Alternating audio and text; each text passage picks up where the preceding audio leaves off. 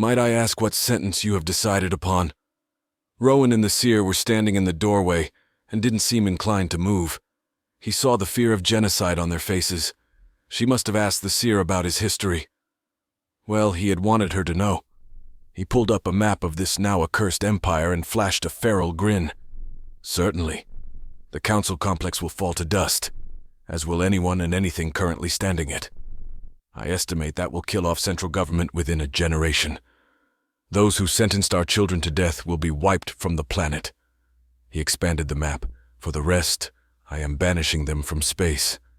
Until the newest of their newborns has fallen to old age, not a ship, not a satellite or signal will be permitted to leave any of their worlds. They shall fall into silence until the last of those responsible have died. I will be announcing it to them tomorrow and give them a few months to land.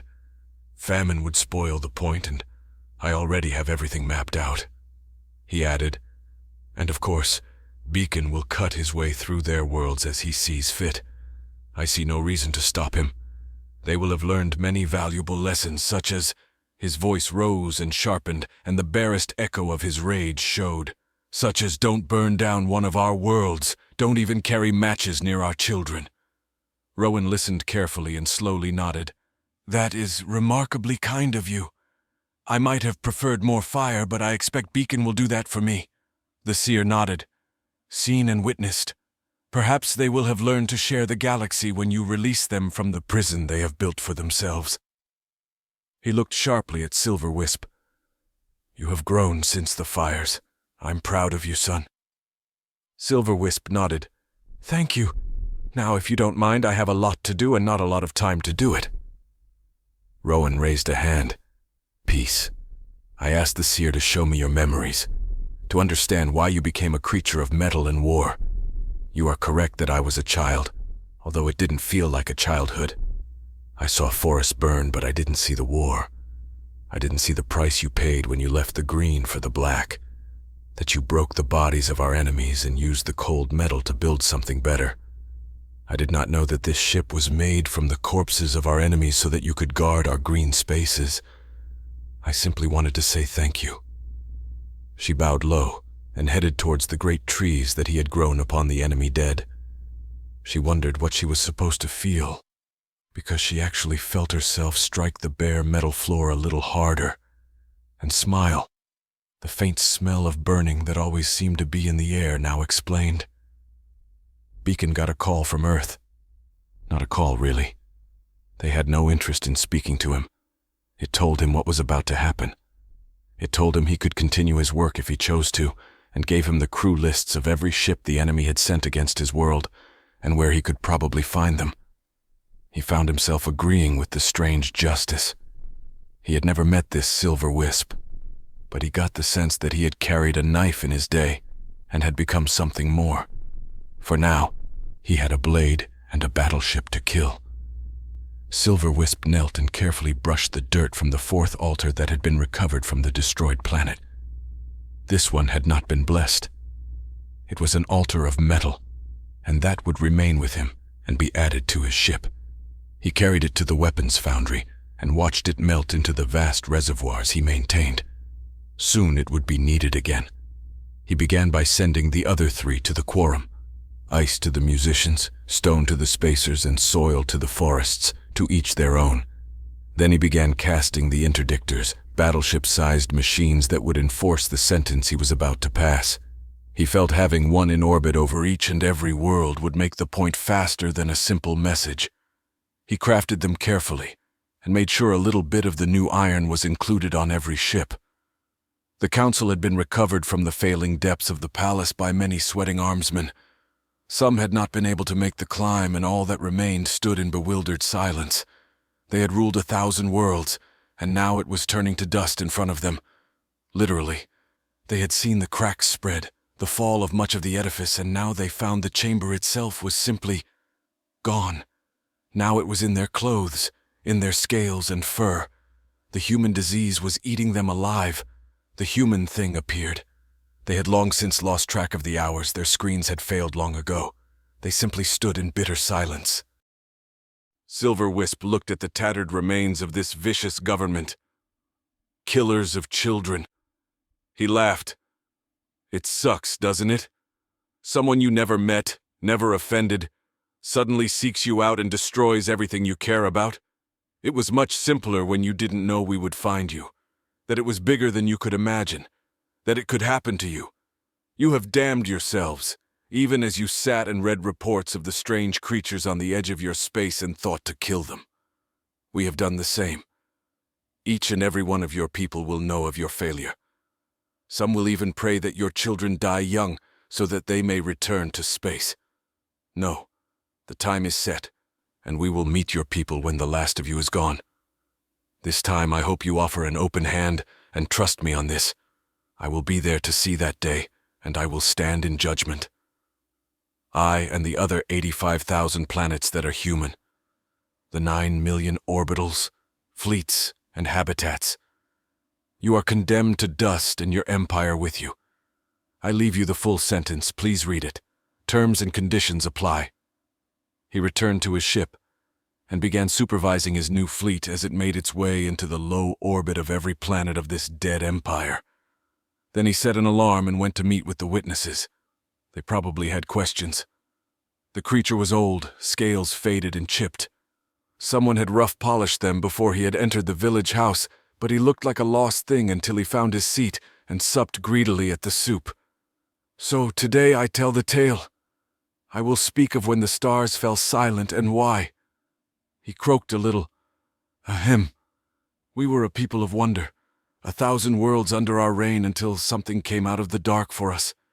You have seen what they did, the great pit that was our city, the single bloody star that watches us and deafens our cries for help. One day it will fall and we will rise against them again. They called themselves human, and they are creatures of metal and hate. Long did their god of death walk amongst us with its dark blade. They say even the human feared him until he had filled his thirst and returned to the dark. The woman was old, old as the rocks, as they say, but her voice grew young in the song. Cast down we were, for putting fire to a young world. All our wealth was cast away in a moment of madness. We sought to destroy our fears, for there they all were, sitting on a single rock. Clever we thought we were, cunning, and we chose to strike in the dark and kill them we did. But bright fires cast deep shadows, and from the dark came those that guarded them. Their rage was such that they turned an empire to dust and sent us back to till the soil. Their death walked with us, looking for his lost children, they say, but his heavy blade found only their murderers. Stay silent, he said, silence until the last of you are past, for the sound of your voice will bring death upon you. Our rage is too great, and we fear what we will do. Hide until we no longer weep. Today Rowan was feeling her age, her branches stiffening and her heartwood burdened by too many memories. She had pondered on a change, but nothing had seemed to pierce her spirit. She had been surprised when the seer had arrived, calling the Quorum of War to witness the end. Time moved so fast. They sat above the sealed worlds, the one that had, in their long-forgotten past, dared to burn a human world. She felt only sadness. How long has it been? It seems an age ago. The seer nodded. To us, a couple of 100 years, give or take. To them, an eternity. Silver Wisp sent them back to a new beginning. She waved at the scanner. Where is he? He said he would be here for this. He even wrote it down somewhere. The seer nodded. Yes, I suspect he is on his way.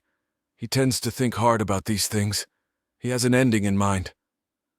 1,000 ships over 1,000 worlds watched an old woman die, and the sentence was ended. Blood red went to bright blue, and then flickered away. A message was sent to those that could hear. The stars are open to you again. This time come as friends. There won't be a next time. 1,000 ships, all one, all shattered and waiting, watching and unforgiving, but the alarm rang and the summons came. Over the council planet, they met and melded. The one that guarded the green spaces was becoming whole once again. They watched as 1,000 ships collided, as the light became greater than the sun. Rowan smiled and her leaves rustled wildly and she squeaked, "He's home?" She turned with a look at the seer. "You don't need to tell him I said that." The seer bowed and merely glanced into the future. It was good that his son would find such happiness. Beacon had had a difficult time finding this one, the last target he would find before Silver Wisp intervened. With Earth sitting in orbit like a sullen star, with every ship grounded and every signal silenced, he knew he was running out of time. Insepicant, senior armsman, last known post the Seven Shades Corsair class, accomplice to the murder of ERU, retired and currently hiding on 320-9347107. Not hiding anymore. In fact, the creature had practically shouted from the rooftops that he was here after years of successful hiding. That's fine. His knife still worked, and a century of work had not taken the edge of his desire for revenge. He didn't bother to hide. The people knew that the human god of death was walking amongst them. After his early work, the military and police locked the doors and prayed to their goddess. He barely even noticed as the population fled. The rules were clear that interfering with his mission carried a heavy price. The town was nothing special, a once prosperous hub of commerce hurled back in time to agrarian subsistence. They probably had a king.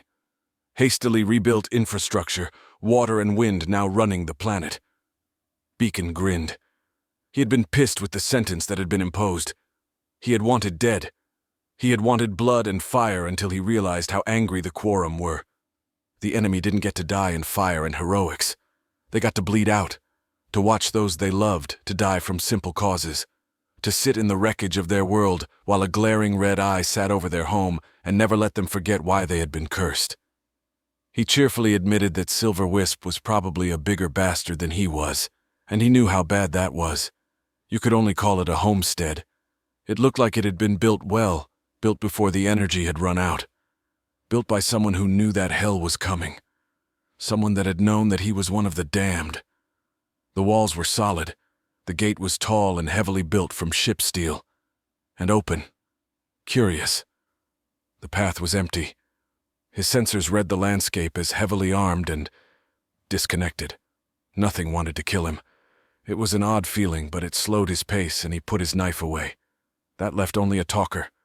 Some of them got like that, usually after the first hour. How sorry they were. How they didn't mean to drop 800 kilotons of heavy ordnance on some children. One captain had cried that he was only obeying orders. That had added a remarkably long time to his pain.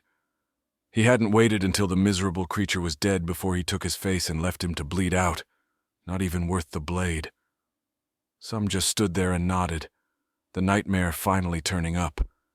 An end to the sweating nights and broken dreams. Those he killed quickly, but they both knew that the meeting ended in death. Some were even grateful. Today would end it. The Quorum had told him that this was the last crewman he was allowed to sentence. He had made his way over 1,000 planets and over a century of human time to track and kill 111,000 murderers. It had been easier when they had stayed in their damn ships. He had hit such big numbers in the beginning. Thousands in a day if he got to the reactor and cooked them slowly. Good times. The air was clear. He could detect one life form. The sky was darkening to a deep silver as the human shield blocked the planet, banned from even seeing the stars they had betrayed. The more he thought about it, and that was practically his only purpose, the more he thought humans were bigger bastards than people realized. Not the Shant, obviously, they had got to meet the sharp end, but the rest of the oblivious galaxy. And him, of course, literally the sharp end. The door was open, swinging lightly in the breeze. A child's toy had been left to keep it open. Subtle. Unfortunately, he had an eidetic memory. Every record of every human child huddling under a bed as the air burned never got better. Never went away. If he was human, he would have said he was mad. He was grateful that he had resigned from the human race before this started. Otherwise, justice would never have been done. He pushed open the door. In a chair beside the embers of a fire sat a huddled creature. It was wearing the remains of a uniform and seemed to be shivering. It looked at the door and seemed confused. Beacon realized he still wore full camo and silently dropped it. Insepicant senior armsman? "Ah, you found me. Took you long enough. What happened? Stopped to kill a few random civilians on the way? I'm dying. Nothing you can do to me. An hour or two won't make a difference. Beacon pulled up a seat. Good. I'm not in a hurry. You are the last crewman alive, so I guess you get a medal. I could never find out why you were on the ship. You hid your records well. A Corvette, not exactly my first choice of target. He thought for a moment. Well, definitely not my second. The creature cackled. And that's where you were wrong! It coughed to itself loudly and then resumed. I was responsible for small arms, small caliber, anti-personnel, anything like that. We shot your people like it was a festival. We took bets and I won. It grinned up at him, the ragged scales showing. I could always hit the small ones. It was easy when you worked out how they ran. And now you are here, full of revenge and your knife. I'm not frightened of your blade, human. My doctor says I will die in a matter of hours anyway, and I wanted to spit in your face. Beacon stayed silent for a moment and then spoke. You think you are the worst? You are nothing compared to some of those I killed.